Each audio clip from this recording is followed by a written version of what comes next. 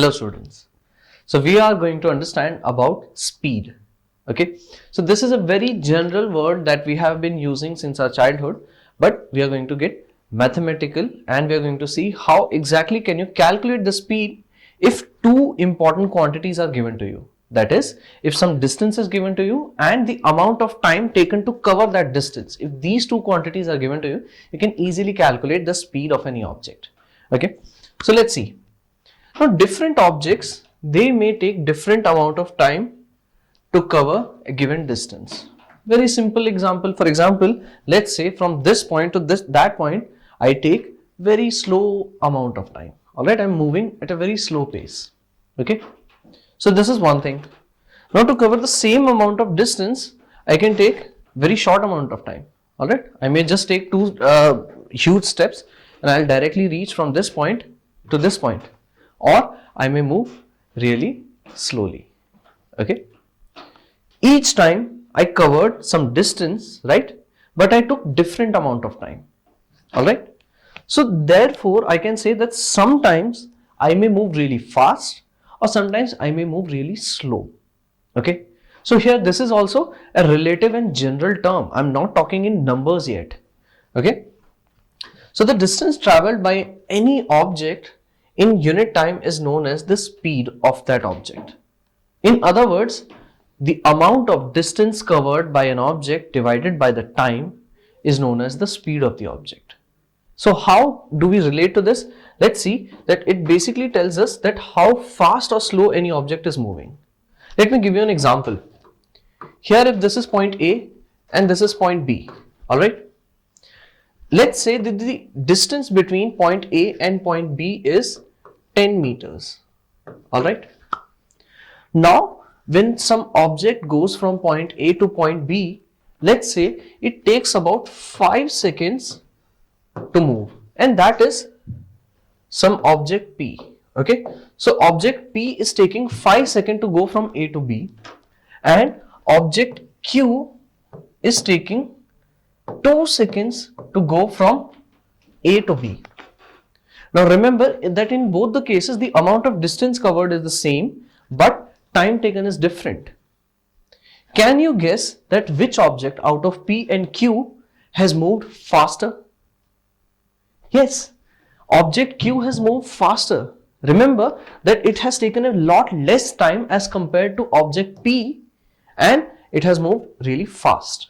This means I can say that the speed of object Q is larger, it's greater.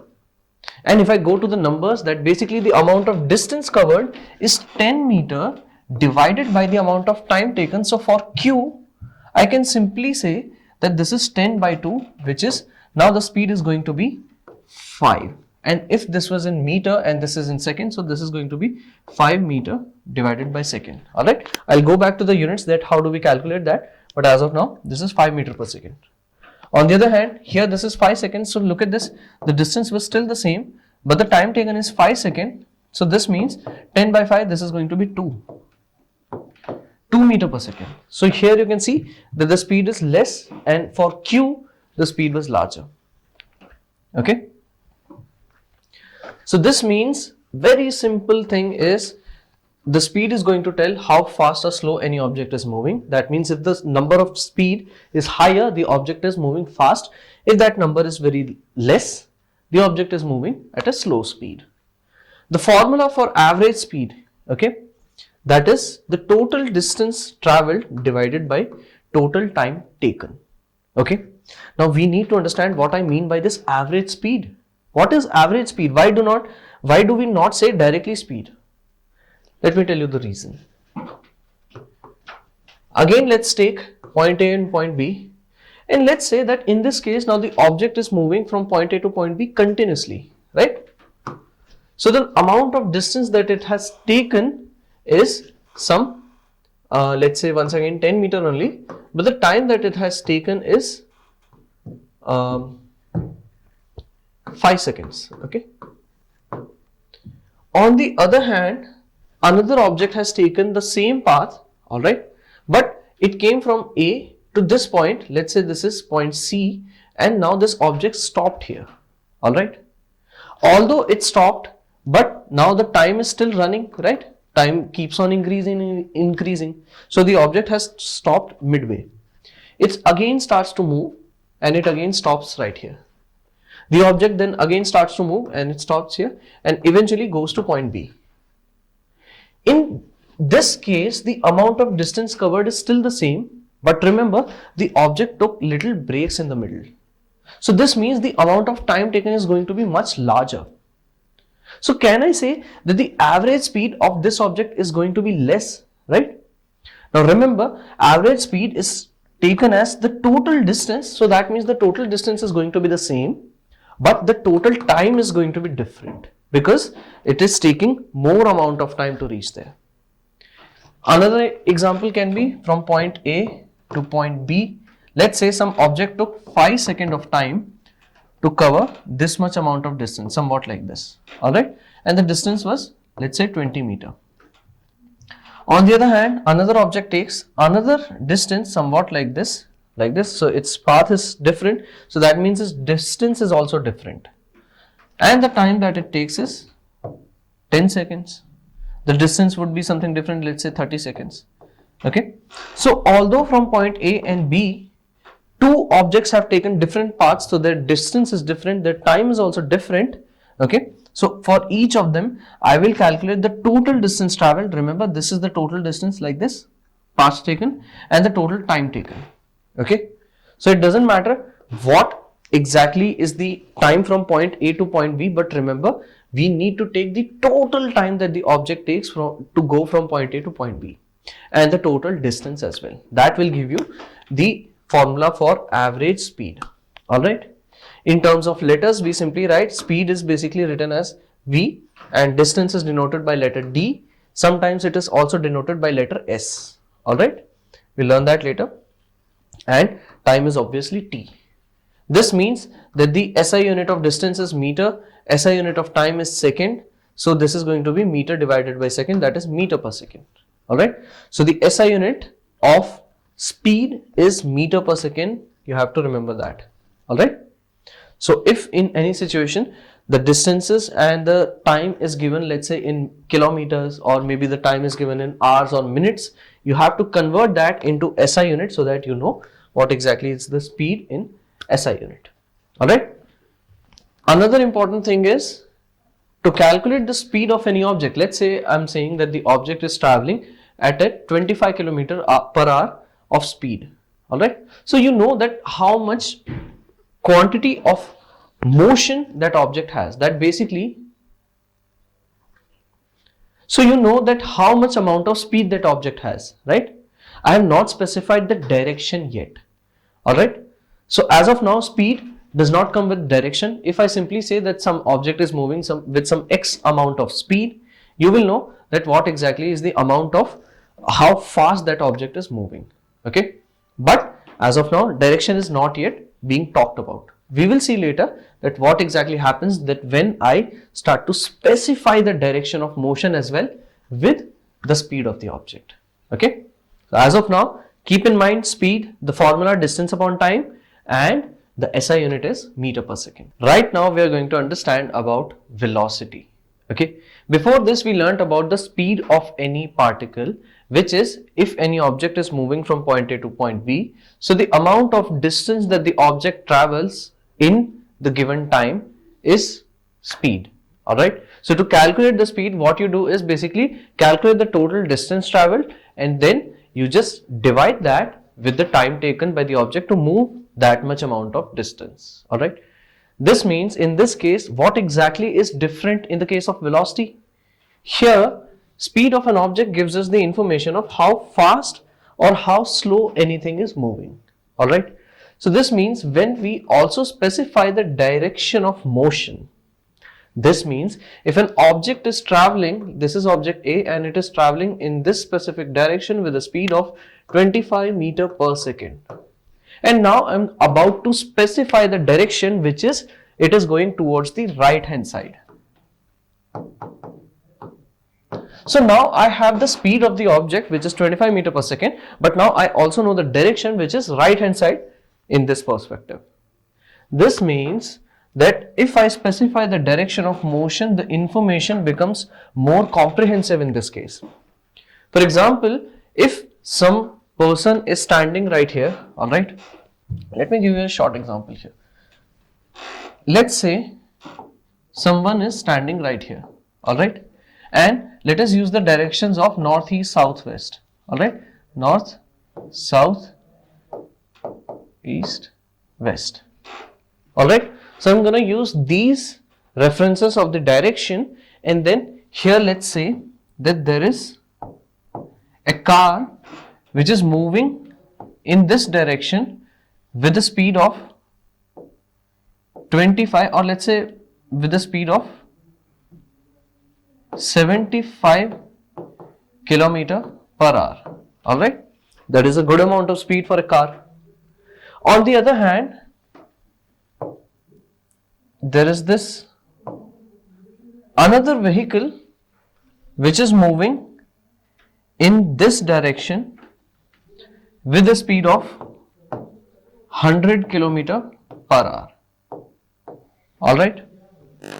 Now, in this case, this is the person and you are about to communicate with this particular person, and you say that there are two vehicles approaching towards you, or maybe approaching in any specific direction, and one of the vehicle is traveling with the 75 km per hour speed and the other one is traveling with a 100 km per hour speed. Alright. So in this case, which is the vehicle which poses more danger to this person? Is it this vehicle which is, let's say this is vehicle A and this is vehicle B. So which vehicle is going to cause more danger to the person? Obviously vehicle A, right? Vehicle B is moving in this direction, that is particularly it is moving in the south direction. On the other hand, if it was moving in the north direction, it would have hit this person. On the other hand, this vehicle is moving with a 75 km per hour velocity, but it is moving in this east direction towards him, and it is about to directly hit this person, right? So this means actually you do specify the speed, but the information gets more and more comprehensive once you specify the direction of that object as well. Alright. Now, when for any object, if I specify the speed as well as the direction of that object, I call this combined quantity as velocity. Okay. So I have the velocity right here, which is nothing but speed. Alright. I need to know the magnitude or the amount of speed as well as the direction in which that object is moving. Okay. So this quantity is known as velocity. As simple as that. So look at this. When we specify the direction of motion, the information is more comprehensive, and in that case, when it becomes speed plus direction, that is velocity. Alright, so you have right here velocity. Now, if you want to calculate the average velocity of any particle, all you need to do is calculate the total. Remember this is important. What is this? Displacement. Okay. So the total displacement covered divided by the total time taken by the object. So this means if this is point A and B and the object takes this particular path, in this case you will not calculate this particular total path taken, which is the distance. Alright. If you want to calculate the velocity, it's important that you need to take the displacement right here. So this means if you take the displacement, you specify the amount of displacement in this case, right? And with that, you divide it by the total time taken by that object. Okay. So that gives you velocity. On the other hand, in the case of velocity of the object is changing at a uniform rate. This means that if the velocity changes, but remember the change in velocities is with a uniform rate. If you want to calculate the average velocity, for that you have the formula, which is V plus U divided by 2. Okay. Here V is the final velocity, U is the initial velocity, and you just take the average of that. Alright. Remember, final and initial velocities are for any situation. For example, the object started with this from position A, and initially at its motion the velocity was 0. And now the velocity gradually starts to increase. Alright. As that is happening, the velocity is increasing. And when it reaches the point B, which is the final point, remember? So at the final point, the final velocity is going to be something. That final velocity is denoted by the letter V. And the initial velocity is denoted by the letter U. That's it.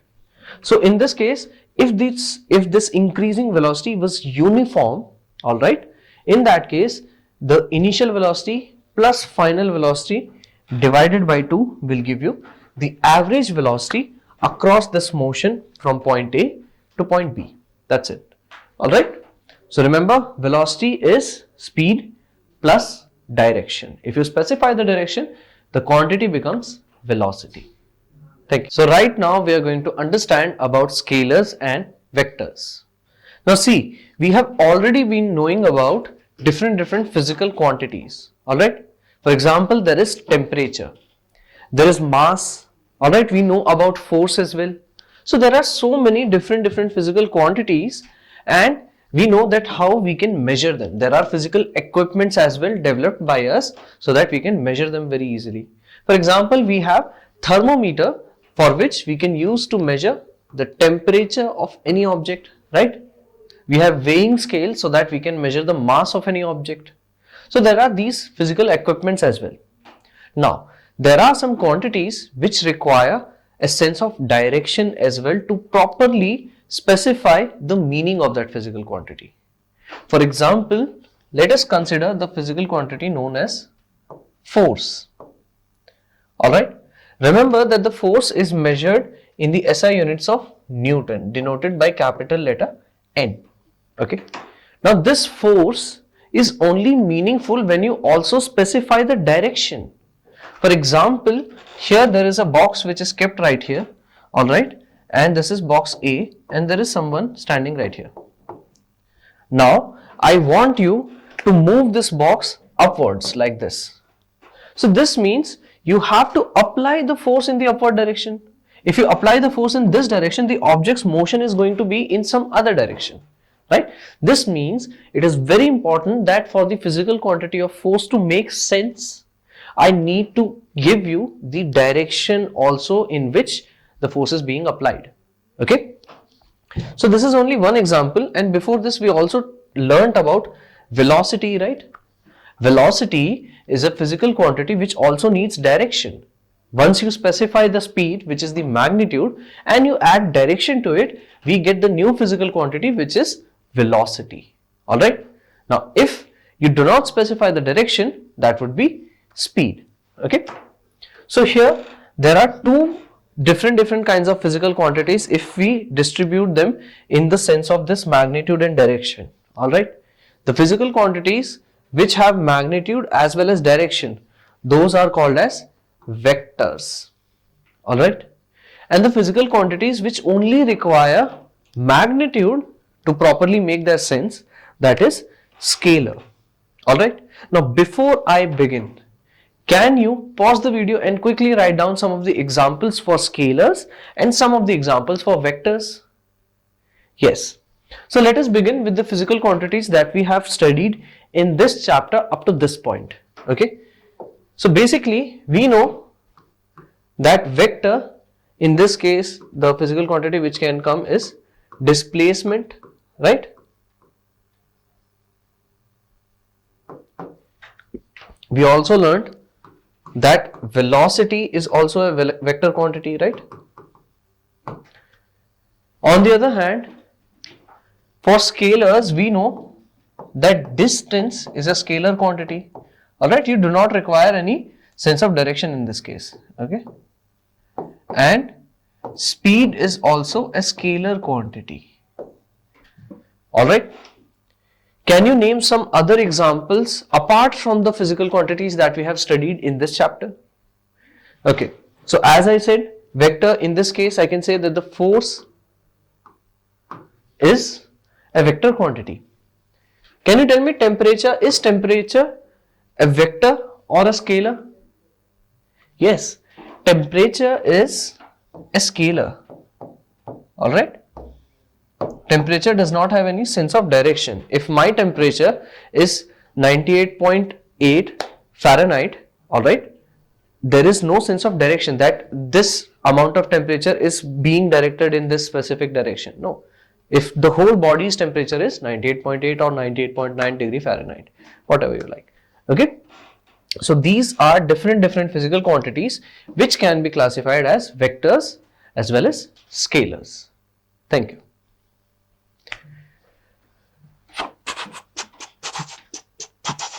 ये साला दिखता ही नहीं है इस तरफ. So up to this point, based on whatever the things that we have learned, let us try to do a little bit of practice. All right, we'll deal with some questions and we'll try to answer them.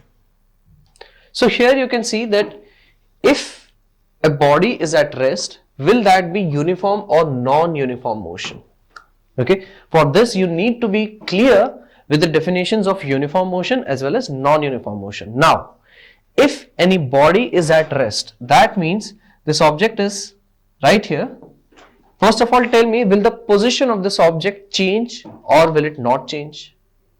Yes, this position is not going to change. This means the amount of distance that it is going to cover, that will be zero itself in however much time you want. Okay, when the time keeps on increasing, the distance is still going to be the same, which is 0. What was the definition of uniform motion? Can you tell me? Yes, for uniform motion, we basically know that the object must cover equal amounts of distances in equal amounts of time. Therefore, the object is covering equal amounts of distance, which is 0 although, right? But it is covering the same amount of distance in same amount of time, which is 0.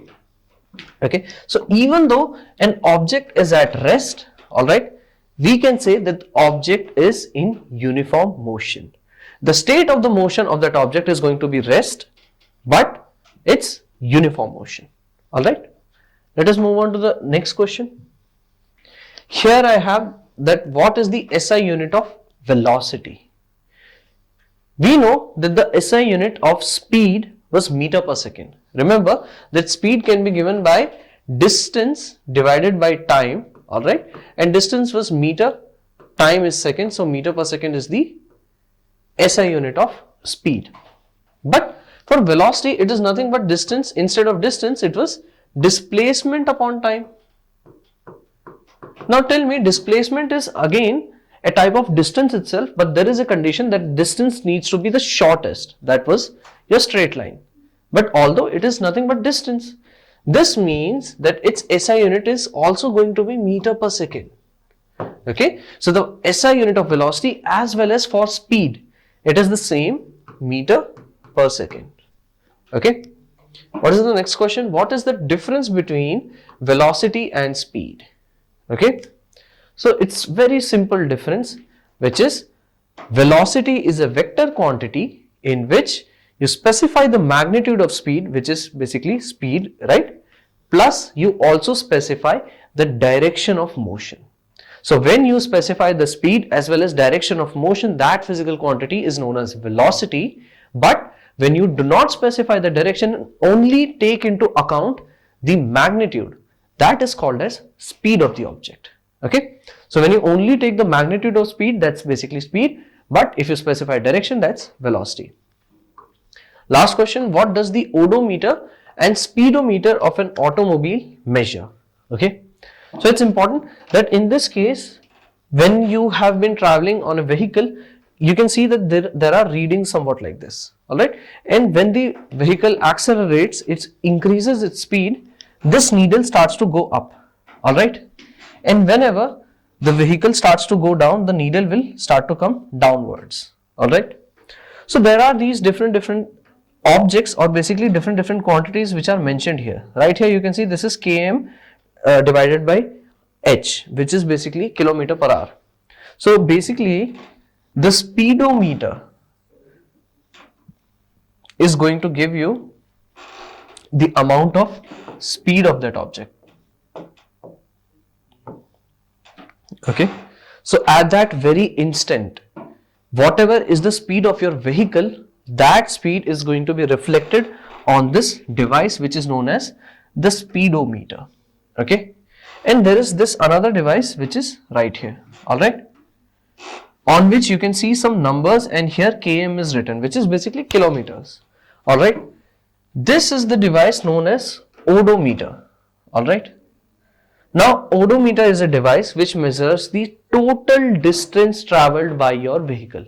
Remember, it does not measure displacement, it simply measures the total amount of distance that your vehicle is about to, or basically going to travel. Alright, so whatever the traveling path that your vehicle is going to take, the total distance will be given by odometer. Alright, so this gives you distance, and speedometer gives you speed. Alright, so these were some of the questions that we have been dealt with. Alright, so these are some of the questions that we have done. Alright, and some of the basic concepts that we have up to this point revised. Thank you.